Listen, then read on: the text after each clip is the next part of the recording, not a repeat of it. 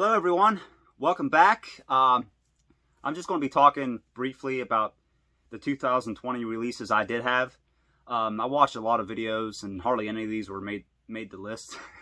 I didn't get very many this year because I didn't fuck with it and with all the pandemic and everything. I should have bought more albums, but I didn't get around to getting them, like Armored Saints, Stryper, Vandenberg, Primal Fear. Didn't get any of those, so it's going to be a quick list. So I'm going to make this video, just run through it real quick, and hopefully next year is going to be better. I mean, already accepting Alice Cooper, so yeah, it's probably already better already. So let's get down to it. First up, and once again the glare, and that's Metal Church From the Vault. I also got the shirt with it, and a cassette. I can't find the damn thing. This is basically B-sides and unreleased material from Damned If You Do album. And also it has live tracks from the tour and covers.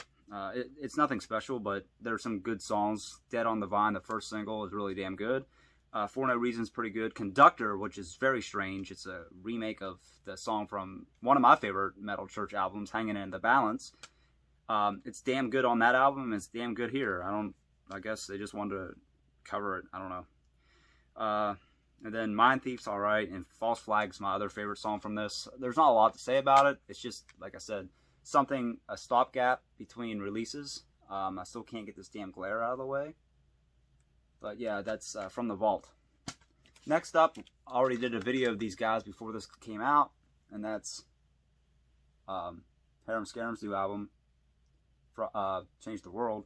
I can't get this fucking glare out of the way. I don't know what to do about it. The title track, Change the World, is obviously my favorite. And Aftershock, which is also the video they released for it. It's another good song. But you know what you're going to get with Harum Scarum now. They started out with a really great melodic rock album, their debut. Then Mood Swings was more heavy. And then Voice of Reason was really dark and more experimental. Ever since then, they went to a more poppy AOR sound, which is not bad. I love AOR music, and I'll have one coming up in a second that's AOR related. But yeah, it's just nothing like off their last couple albums stood out really, and a lot of their like 2000s songs didn't really stand out either. But it's not bad because I like that type of music. Other highlights, I would say Swallowed by the Machine. The closing track's good. Into the Unknown is a good melodic rocker. I mean, it's probably, I like this album probably a little bit better than their previous one, but it's definitely not as good as 13. My favorite, one of my favorite Harum Scarum albums, actually, in their first official comeback. Speaking of melodic rock, a lot of people won't have this in these lists. That's Stan Bush's new album, Dare to Dream. And this just came out like last month, and I always loved Stan Bush, and since I love the 80s, he was just the soundtrack of the 80s. You know, he had the Kickboxer, Never Surrender. He had, of course, You've Got the Touch from the Transformers, and also Dare from the Transformers. He had a song, The Wraith. I mean, Stan Bush is, if you want to listen to feel-good music like Journey, but even more upbeat a lot of times, Stan Bush is the guy to listen to. I mean, the song, the first title, which had his son in the video, came out last year, the 80s. Can't stop this feeling of the 80s. I mean, that's basically how I feel. I'm stuck in the fucking 80s. I love it. Born to Fight was the recent single release from it. It's a good song. Dare to Dream, the title track's not bad. It's, where's the one I was looking for? Never Give Up. That's basically Never Surrender 2020 version. Not quite as good, but still you can tell it's like a updated version. Has the Never in there also. But yeah, you know what you're going to get with the Stan Bush album. You're going to get some feel-good poppy rock 80s AOR sound, and also a few ballads thrown in. So it's a really good album, and I ordered it off his website. If you did it in time, you get it autographed. So that's why it's really cool that he autographed it. It's only on CD. So next up, I'm going to go with one nobody will probably talk about. That's Chakra's new album, the German or the Swiss hard rock, pretty much legends in Switzerland. not as quite as like Crocus or Gothard maybe, but this is, I think, the third album with Mark Fox on vocals. He was with them in the early 2000s, mid 2000s. He left.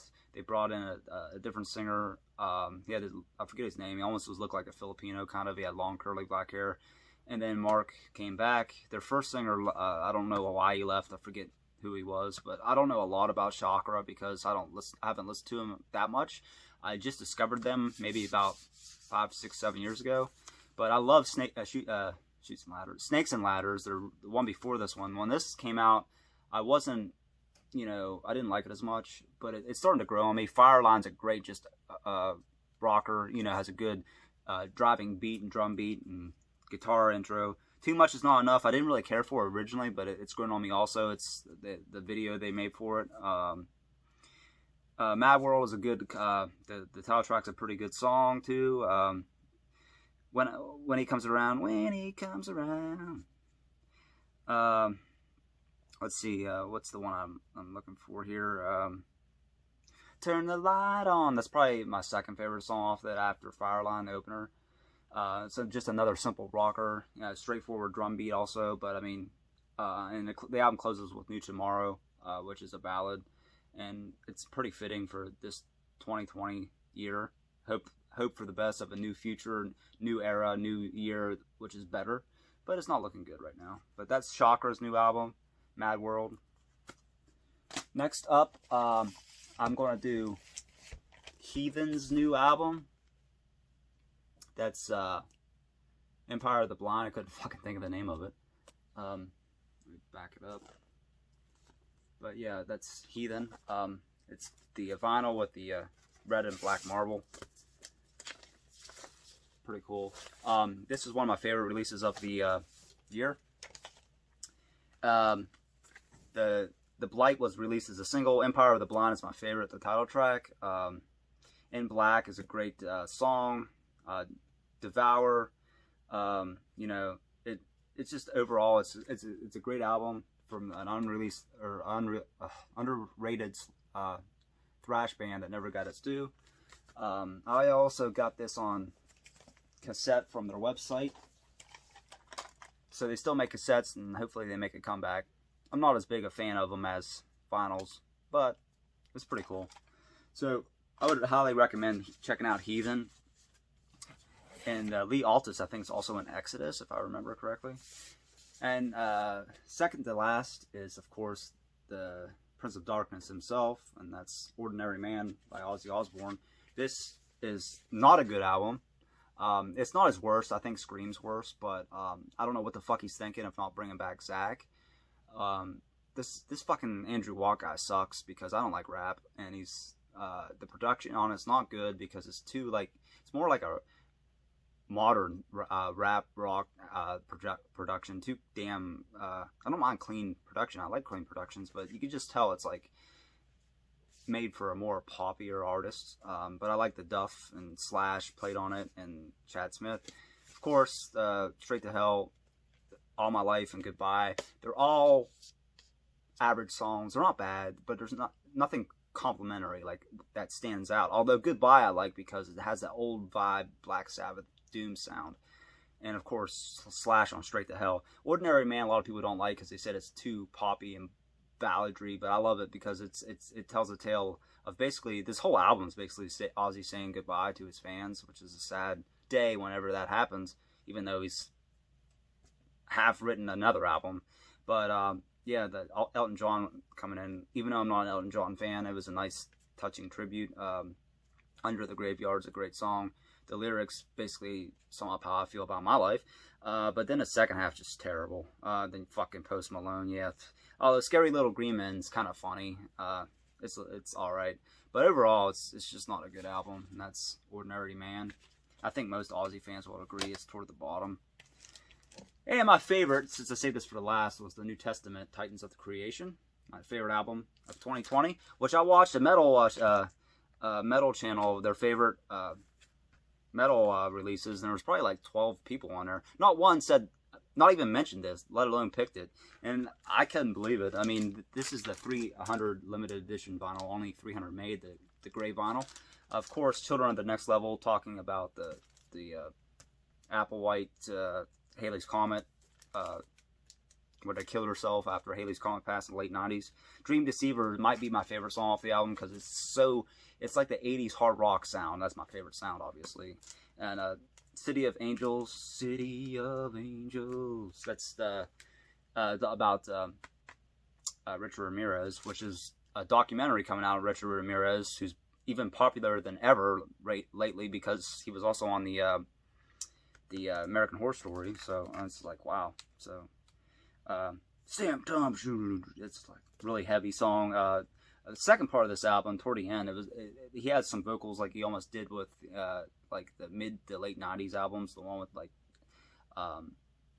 not Demonic, because that was really fucking bad, but like the one with Dave Navarro had a heavier sound. The one from the late 90s, I can't think of the fucking name, but yeah, did I say Dave Navarro? Jesus Christ, Dave Lombardo.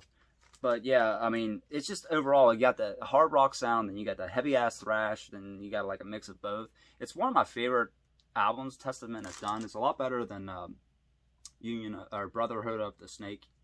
Christ, Union of the Snake. That's fucking Duran Duran. But yeah, it's probably my favorite Testament album, hands down, since The Ritual came out in '92. So that's my list. Of the few albums that I did have. I wish I had more, but 2020 has been a terrible year for everybody, and I don't think concerts are coming back soon because this fucking virus, and you know, who knows, it's unknown. I mean, I don't know about all vaccination and whatever, but that's a different thing. So let me know what you think of this list and what your favorite hard rock and metal albums were this year. Comment down below. I'll put a link to the subscription. Keep fucking up today. But I didn't really plan on making a video, so there's a lot of mistakes, but fuck it. You know, that's part of my charm. I don't care. So I'm not perfect. I'll put a link to other albums or other videos I made, and let me know what you think. As always, rock on. Have a happy new year.